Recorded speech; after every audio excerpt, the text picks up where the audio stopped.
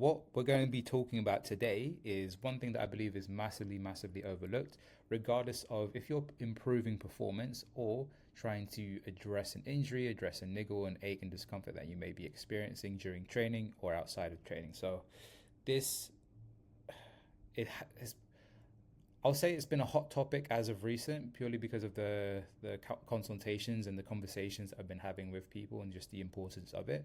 But rather than saying that it's just massively important, hopefully you'll see how it's important as you listen to this, and by the end of this podcast slash YouTube episode, you know how important it actually is, and it's something that you should generally take into consideration regardless of if you are in pain or not, or just looking to improve performance. All right, so what we're going to go through, as titled, is the one thing that's overlooked when it comes to fixing pain or improving performance. All right.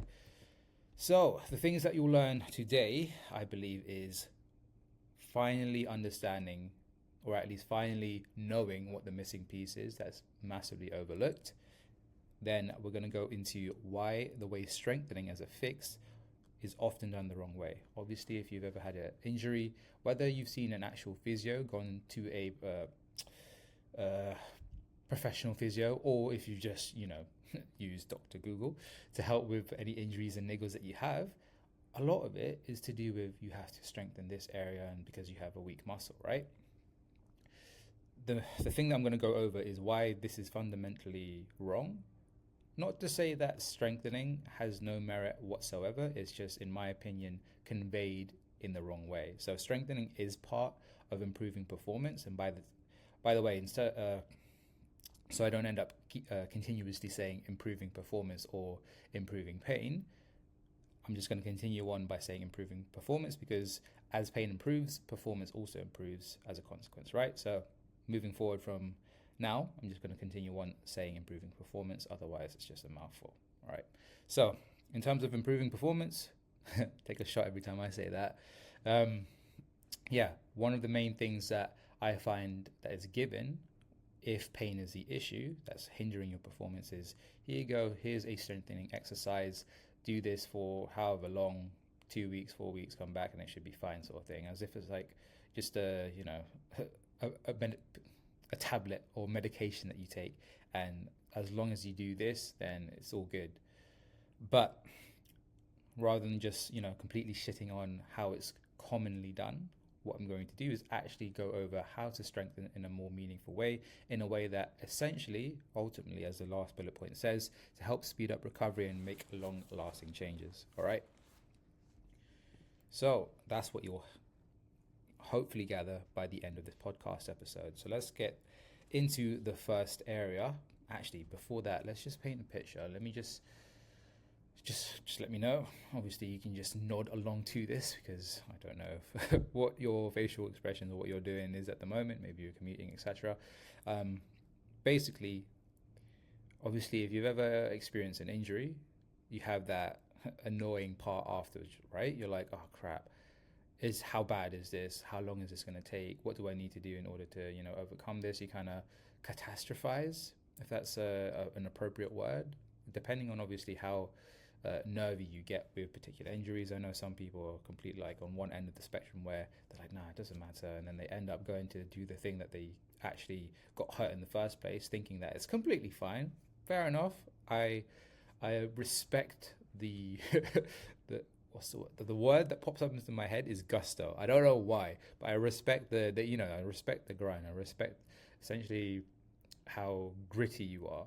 However, obviously, you probably, if you are that type of individual, going back to that thing had probably worsened it, or at least not made it better, right?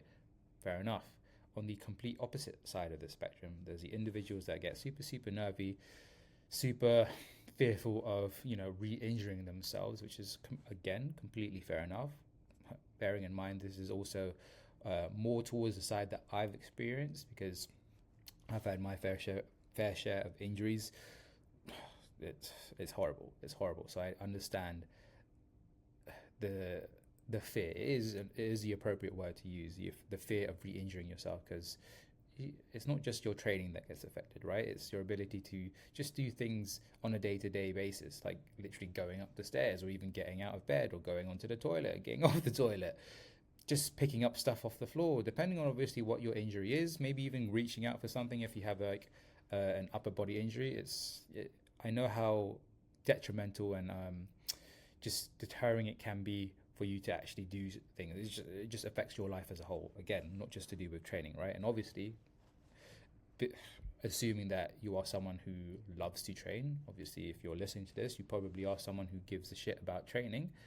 There's that other aspect of where the injury doesn't only affect your day-to-day life, but obviously it affects your training, right? And that in itself kind of has this negative feedback loop to how you're thinking about everything already. Like, okay, cool, not cool, but okay, great. This thing is affecting my ability to do X, Y, and Z, but it's also affecting my ability to train. I want to keep progressing, and your ability to progress is just being hindered by this thing. And then again, like I said, it just has this negative feedback loop, which kind of like, it doesn't add up. It actually multiplies. Like the psychological aspect of experiencing an injury in this particular way, if this resonates with you, you understand and you know how much it just worsens. It just goes downhill really, really quick. Goes 0 to 100 100 to 0 real quick. And that's just the reality, the annoying reality. It doesn't have to be that way. And like I said, hopefully by the end of this, as you listen to this podcast, by the end of the podcast, you would have developed a better understanding and feel more empowered and confident of how to navigate these certain situations. Again, this doesn't have to be just applied to having an injury, but I'm just going to be talking to that specific individual within this podcast, okay? Like I said here, fear and mental blocks just result in preventing progress.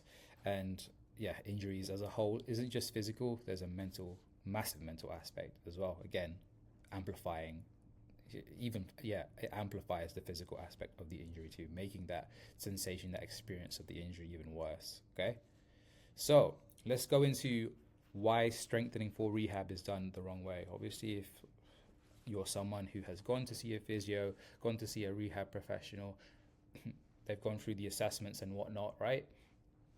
And by the end of the assessment, after the questioning phase, they're like, okay, it's because this muscle is weak, this is tight, you need to strengthen this and you need to stretch this. And obviously you believe them because they're the professional, right? They're the expert. Obviously you're going to listen to them. So you do the thing and you do it for however long that they tell you to do, but your pain is slightly reduced.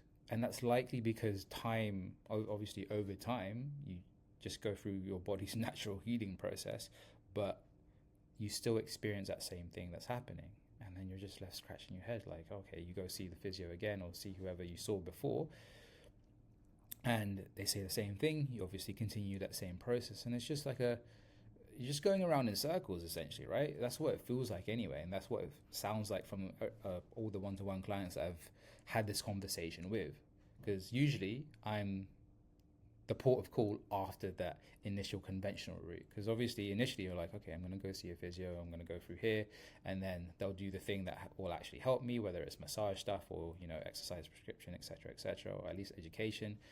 I found that from all the one-to-one clients I've worked with, from all the consultations that I've been able to help with as well, it's just the same repeating story. They say that it's because it's this muscle that's weak, a very, very tiny muscle, by the way, that's probably not contributing to much, maybe contributing to some degree, but it's probably not the underlying cause of everything, okay? And they get given these exercises to do, and yeah, it's just, like I said, it's just a never-ending spiral of stagnation, essentially, of just plateau. You don't even progress and plateau.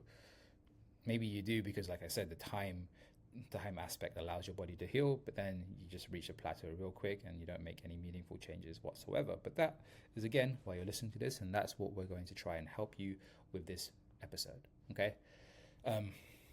Like I said, the way that strengthening for rehab is often done the wrong way because of this, and this is going to be the thing that is often overlooked, and it's because of the lack of sensory awareness, all right? Usually you get told to just strengthen an exercise from just a muscle standpoint, i.e. the same way that you would train a bicep curl. Training a bicep curl, I feel like, is just the easiest thing to imagine doing, right? You literally have a dumbbell or a weight in your hand and you bend your elbow. Cool. find where your bicep is as you're listening to this. Find where your bicep is, or just look at it, or just, just think about where it is. Obviously, it's in the front part of your upper arm. It crosses your shoulder, and it also crosses your elbow. All right. I'm not going to go into the specific anatomy of it, but you just know that it's there. Cool. How do you train that? You obviously bend your elbow. What happens when you bend your elbow? You shorten that muscle, and then as you extend and straighten that elbow, you lengthen that muscle. So essentially, you shorten and lengthen under load. That's usually the way that strengthening is given as a fix for a particular injury. Like I said, there is merit to strengthening, but this is usually the wrong way to do so. And by usually, let's go back to the sensory awareness side of things, okay? So by sensory awareness, I mean the reason why your body is you're experiencing pain, not just your body, you're experiencing pain in general, or that discomfort. It would help if I were to actually go into a very, very 101 version of pain science. Pain, by the way, asterisk here, is very, very complex, can be very complex, but in the context of the consultations and for the appropriate amount of information that I'm going to go through within this podcast / YouTube video, I'm just going to go over this. All right. So usually from a mechanical standpoint, from just like a bare bones standpoint, physical standpoint, pain / injury is usually too much force going through a particular tissue. Okay. And that tissue is basically where you're experiencing that issue, right? That rhymed. Sorry, I'm so lame sometimes. Anyway, so there's too much force going through a particular area, all right?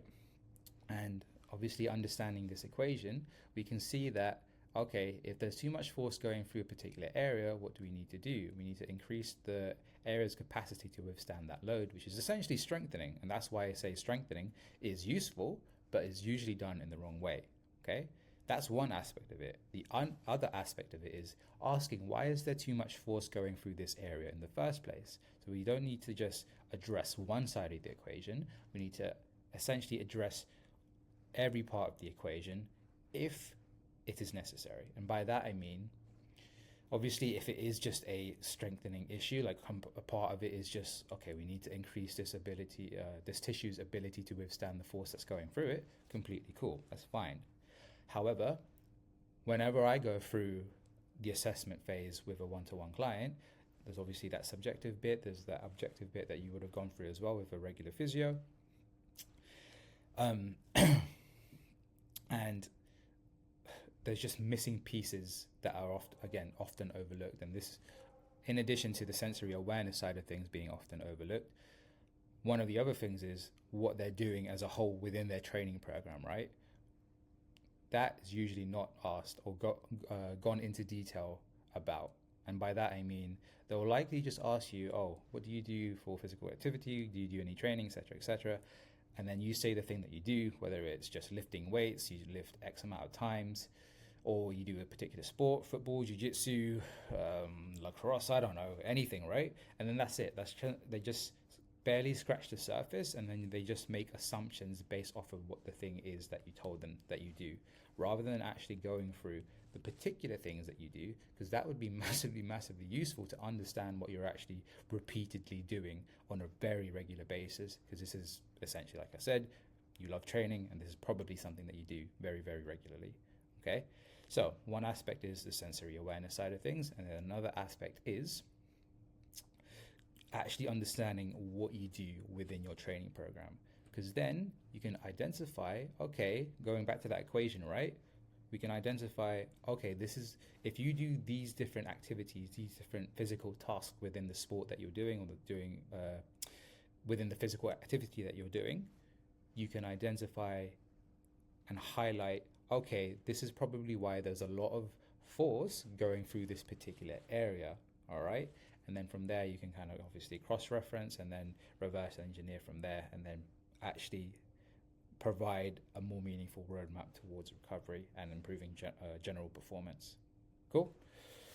Okay, so strengthening alone, like I said, may not fix the issue, and your, I guess, movement pattern and technique it's just an easier way of say, like a less abstract way of saying sensory awareness, because sensory awareness is essentially to do with your ability to organize your body, which is obviously the movement pattern, and then the execution of that movement pattern is related to the technique side of things. Okay, so your movement pattern and technique are often the root causes. Again, you can kind of swap out movement pattern and technique with lack of sensory awareness are often the root causes. Okay, and like I said, there's that massive psychological component as well that massively impacts your ability to progress and, you know, just address the issue that you're having, because you just have this association with, this thing's gonna hurt again, and you kind of like prophesize. Is that the word? You just self-fulfilling prophecy. Yeah. Maybe it's too much of an extreme term, but you essentially manifest it, right? So what do we actually need to do? These are, for the appropriate level of information for a podcast on YouTube, this is essentially like the bare bones of it. All right. And this is essentially what I take a one-to-one client through in terms of trying to and helping them address the issue that they have. Okay. So now let's actually go through how I take a one-to-one client through addressing this issue and actually helping them improve their performance, whether it's pain or performance. I know I said I wouldn't say it, but just to clarify, I'm just going to keep clarifying it, okay? So this is the thing, essentially the bare bones of what I do to take a one-to-one client through this process, all right? So what it looks like is, obviously, I go through that questioning phase, asking them, like I said, what do they do? Not just at the surface level, but actually digging deep into, okay, what are you currently doing at the moment? What's training looking like, et cetera, to try and find out those pieces of information, okay? And then in relation to the sensory awareness side of things, I go through the objective assessment, which involves us going through a movement assessment, okay? I don't believe that everyone has to go through a movement assessment. Obviously, it only makes sense if someone is experiencing issues such as pain, because otherwise, like, I'm just going to make assumptions of why they're in pain. It's like, literally, if you were to ask me, I have a pain in my elbow, and then that's it. Like, how am I going to help you if I don't know any other piece of information, right? I need to know, like I said, what you're actually doing at the moment, et cetera, how you're actually moving. And that's what the first step is, identifying how someone's body organizes itself. And that's what you would need to do in order to, have that first step. So step one, identify how your body organizes itself. Okay. And then step two, once you go through that process of identifying how your body organizes itself, this will essentially allow you to see the deficits that are present within your current movement patterns. And then with those deficits, you can fill in those gaps in order to improve your sensory awareness and therefore improve how you're actually organizing yourself. So if you go back to that pain equation, that very simple pain equation, we can address the why is there so much force going through this particular area, and then obviously reduce the excess force, the unnecessary force going through that particular area, so it's within your tissue's capacity of the load tolerance that it currently has. Okay, and that's one aspect of it. Cool. And then finally, we just continue on building on top of that, much like that negative feedback loop that I was talking about before. Because we're able to execute and perform a movement without symptoms of pain popping up, that obviously provides us with positive feedback for our brain and tells our brain that, this thing that we're doing is actually safe. We don't need to associate this movement pattern with pain anymore or as a threat, because that's essentially what pain is, right? It's your brain's perception of stimuli being applied to your body and it perceives it as a threat, so it gives you as if it's a gift. It provides you with the experience of pain so you can move away from that potentially harmful stimuli. Okay, that's bare, but again, like I said, pain is very complex, but that's the bare bones explanation of what pain is, not just completely physical. But that can be for another podcast. Cool. So let me recap quickly. Step one, identify how your body organizes itself in order to find those deficits I was talking about. And then from there, step two, focus on improving sensory awareness, because now you have a list of all the potential deficits that you have, the potential missing gaps that you can fill in, and then you can work on those. And then obviously implementing that within the thing that you're trying to improve on. Let's say, for example, you have pain. This is not even just for an example, as an example, this is an example that I've worked with someone with this particular issue. They had hip pain from squats, and going through this exact same process, right? Identifying, obviously going through that movement assessment, I was able to see, okay, this is how you're positioning yourself. This is how you're organizing your body naturally, like automatically, when your body is under load during the execution of a squat. Just made some adjustments there, brought some awareness to how she's actually moving. Again, that's relating back to step 2, right? Focusing on improving her sensory awareness of everything, and then overall execution. As a consequence of improving this, her pain has gone. And she had pain for apparently 7 years from doing barbell squats, and she just wasn't able to progress past a certain point, because if she'd push it too hard, she'd essentially have a very, very sleepless night because of the pain waking her up. So yeah, that's how bad it was. And that's also to show you how much of a difference just being able to understand how much of a big difference improving your sensory awareness, improving your ability to organize yourself, improving your body's ability to organize itself during the execution of a lift can make a massive, massive difference. 7 years worth of pain, not 7 years worth of pain, but 7 years of hip pain from squats gone in a few weeks, purely because of just positioning herself and organizing herself in a way that doesn't put too much excess force going through that area she was experiencing issues in.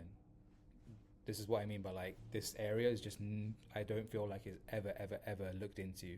Okay. And then because of that, she was able to gain confidence, and because of the confidence, she was able to push more. Because of her being able to push more, she progressed. And then, like I said, there's that positive feedback loop, right? Because you're able to actually do the thing that you're trying to do in order to make progress within your training. You reduce that association of this thing potentially being harmful, and again, just trains your brain to learn that this is an okay movement pattern to do without pain. And just as a quick note for you guys, rather than me just going over those recaps, I'll actually go over some simple bullet points for you to either note down. Obviously, if you're watching this as well, you can note this down, take a screenshot, whatever. All right. So in terms of step 1, obviously going through that assessment of your movement, film your movements, or obviously work with a coach. Like I said, this allows you to identify the reason why I put imbalances in quotes is because this is often like used as a smoke screen, right? You have this issue because of imbalances, and then they don't actually go into the thing of what imbalances contributes to. Same thing with the word compensations, but hopefully going through that explanation before, you can see what I mean by, or what people often refer to as, imbalances and compensations. Again, you can just refer to that very, very simple breakdown of what pain is, okay? And then from there, like I said, you can find out the missing pieces that are contributing to the current issue, fill those gaps in, and boom. And then boom, you can go into improving your execution.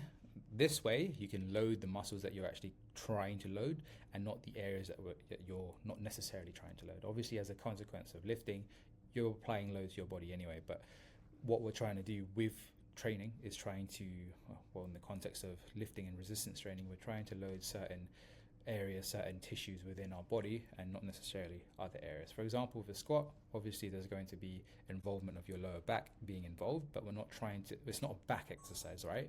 It's a leg exercise. So the thing that we're trying to train is our legs. So if we can bias actually using our legs and fatiguing our legs and having that as a thing, as the thing that gives out, rather than our lower back, then obviously we're training and executing that movement in an appropriate manner, okay?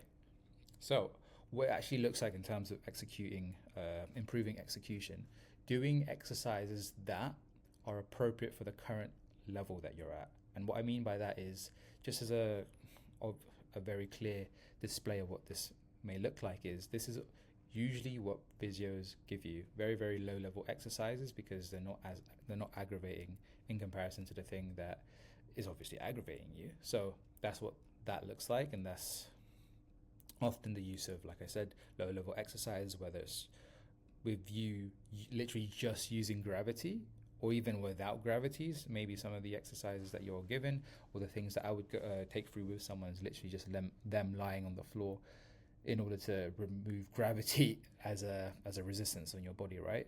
Literally just facilitating movement and getting your brain used to being okay with moving in that particular way that is usually aggravating. Okay, so that's what that looks like. Again, the next stage would essentially be applying gravity as a resistance, and then from there you can start adding some slight resistance from external resistance, such as like just a light weight, and then obviously the pathway to getting towards what you actually want to do in order to move the needle forward in terms of progress is going to be the weights that you want to lift. Okay. Massive aspect of this within the initial stages is being very, very, very focused and aware, and because of this you have quite a large load, like a large cognitive load during this phase of addressing this issue, because purely because you're just massively thinking about what it feels like to move in this particular way and what it feels like to coordinate your body in this way. Okay, obviously the more reps that you do of these different things over time, much like with any skill, you end up creating that ability to do it on a more autonomous level, and that's the goal of it. We want to try and move in a way where we don't have to think about it, basically, right? We want to move in a way that is effective and meaningful for the thing that we're trying to progress in on an automatic level. If we're constantly thinking about, okay, I need to do this in this particular way, then it's just, you're not going to be able to progress at an increased rate, at the rate that you would like to, purely because a lot of your brain power is essentially gone to thinking. All right, but like I said, the more that you do this, the more reps that you do, the more automatic this will eventually become. And then, like I said, lastly, building confidence allows you to have that positive feedback loop. Rebuilding confidence is by gradually going through that phase of, the lower level style exercises, the lower intensity style exercises, towards building that intensity. It's going to have that positive feedback loop. Again, it doesn't have to be a low intensity style exercise. Like I said before, it just has to be appropriate for the current level that you're at. With the individual that I was talking about, she was able to go straight into, she can still just do barbell squats, right? She didn't need to do like a banded exercise or go on the floor and stuff like that. Literally, all she needed to do was just position herself in a way that allows her to load the things that she actually wants to load, rather than things that she's not trying to. Okay. And yeah, that's also what I mean by the psychological aspect of getting better, essentially, is massively important. And I feel like there was supposed to be one thing that's so often overlooked, and it was supposed to be sensory awareness.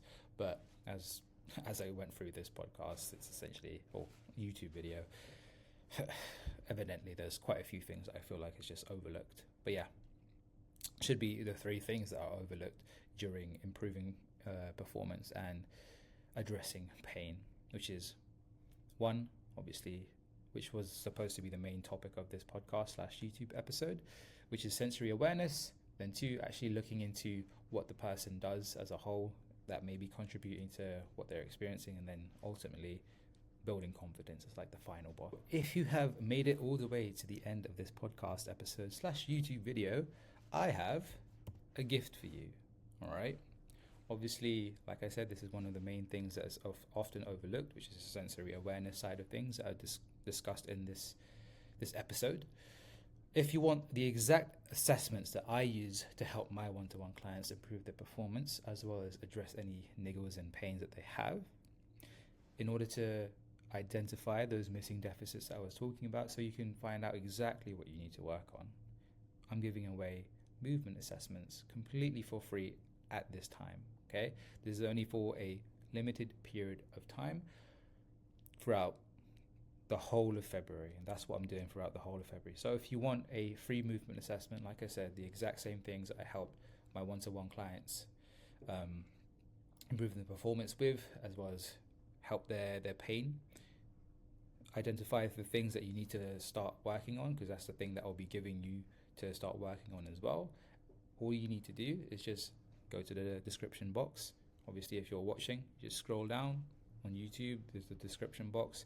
If you're listening to this on a podcast, obviously pull out your phone or wherever you're listening to this, and it will be in the description box as well. You just hit that and it will take you to a link where you can just directly message me, and obviously you can opt in for that free movement assessment, or you can also just drop me a DM on Instagram. Obviously that's in the description box as well.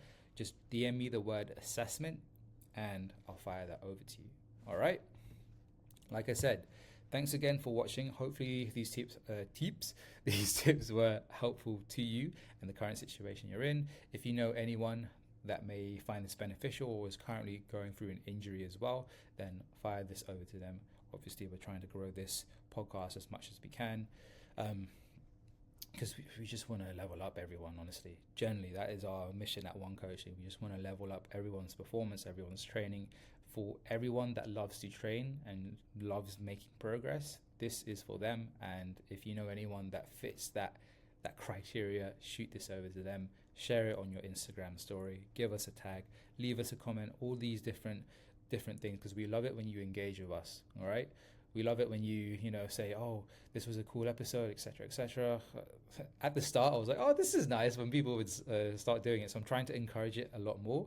So if you do have any feedback, positive or even negative, then feel free to shoot that over to us or drop it in the comment section in the YouTube video here, or on the podcast bit where you can comment.